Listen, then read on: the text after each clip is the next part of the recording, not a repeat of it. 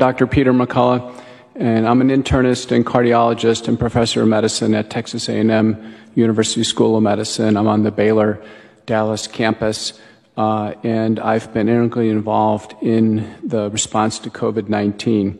I'm an academic doctor. I see patients, but I'm very involved in research. I'm an editor of 2 major journals in my field.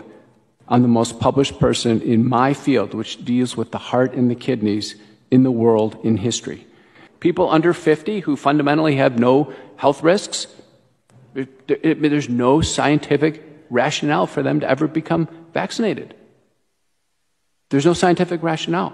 One of the mistakes I heard today as a rationale for vaccination is asymptomatic spread, and I want you to be very clear about this. My opinion is there is a low degree, if any, of asymptomatic spread. Sick person gives it to sick person. The Chinese have published a study, British Medical Journal, 11 million people. They try to find asymptomatic spread. You can't find it. And that's been, one of important pieces of misinformation. What has gone on has been beyond belief. How many of you have turned on a local news station or a national cable news station and ever gotten an update on treatment at home? How many of you have ever gotten a single word about what to do when you get handed the diagnosis of COVID-19? No wonder.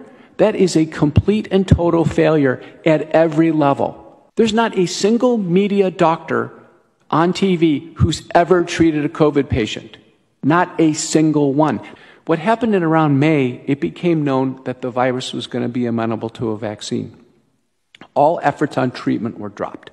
The National Institutes of Health actually had a multi-drug program. They dropped it after 20 patients, said we can't find the patients. The most disingenuous announcement of all time. And then Warp Speed went full tilt for vaccine development.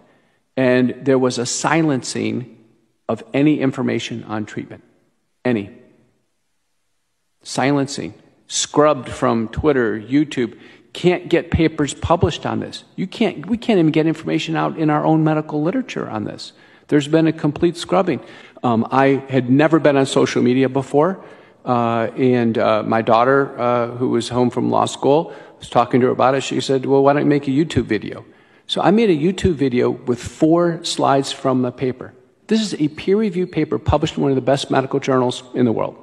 4 slides. I even wore a tie and a suit, and she showed me how to record it in PowerPoint, and I posted it on YouTube. It went absolutely viral. And within about a week, YouTube said, you violated the terms of the community. And that's when Senator Johnson's office got involved in Washington and said, oh my gosh, this is important scientific information to help patients in the middle of this crisis, and social media is striking it down. Based on what authority?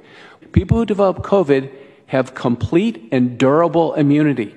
And a very important principle, complete and durable. You can't beat natural immunity. You can't vaccinate on top of it and make it better.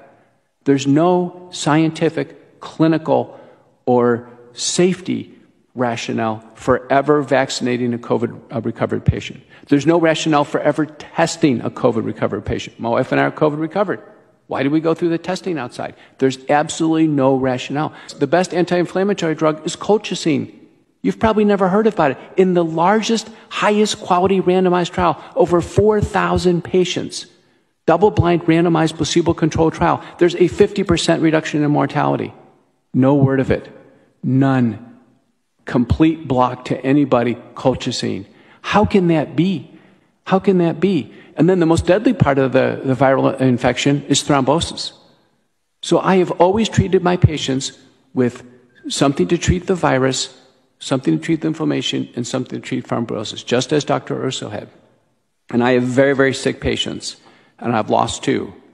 A very large study from McKinney, Texas, another one from New York City, show that when doctors treat patients early who are over age 50 with medical problems with a sequenced multi-drug approach, with the available drugs, 4 to 6 drugs that are available to them, now the monoclonal antibodies are better, there's an 85% reduction in hospitalizations and death. 85%. 85%. I want you to remember that number, 85%.